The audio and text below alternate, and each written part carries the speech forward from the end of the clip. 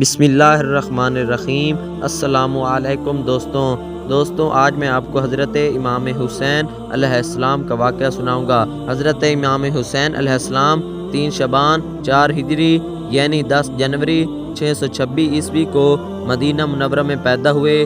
آپ نبی اکرم صلی اللہ علیہ وآلہ وسلم کے نواسے حضرت امام علی علیہ السلام کے بیٹے اور حضرت فاطمہ سلام اللہ علیہ کے بیٹے تھے۔ نبی اکرم صلی اللہ علیہ وآلہ وسلم نے آپ کا نام حسین رکھا اور ان کے لیے دعائیں کی۔ امام حسین علیہ السلام کی جوانی آقا کریم صلی اللہ علیہ وآلہ وسلم کی تعلیمات اور تربیت میں گزری۔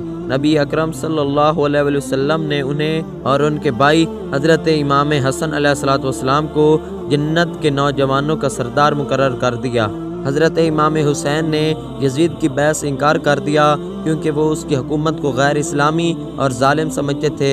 اس انکار کے بعد یزید نے امام حسین علیہ السلام اور ان کے خاندان پر دباؤ ڈالنے کی کوشش کی۔ امام حسین علیہ السلام نے اپنے خاندان اور چند وفادار ساتھیوں کے ساتھ مدینہ منورہ سے کوفہ کی طرف ہجرت کی۔ 2 محرم 61 ہجری کو امام حسین علیہ السلام اور ان کے ساتھیوں نے کربلا کے میدان میں پڑاؤ ڈالا۔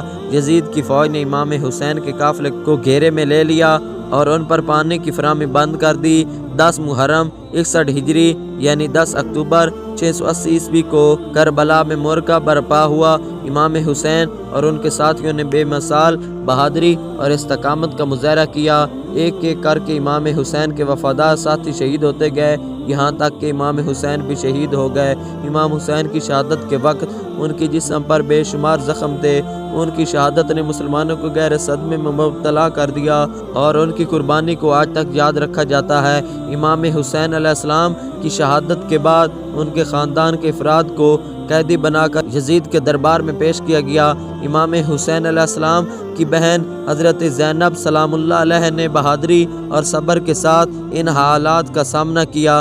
حضرت امام حسین کی قربانی اور استقامت آج بھی مسلمانوں کے لیے ایک مثال ہے۔ ہر سال محرم کے مہینے میں عاشوراء کے دن امام حسین علیہ السلام کے نام کا ذکر کیا جاتا ہے اور امام حسین کی قربانی ہمیں حق و صداقت، استقامت اور ظلم کے خلاف جدوجہد کا درس دیتی ہے۔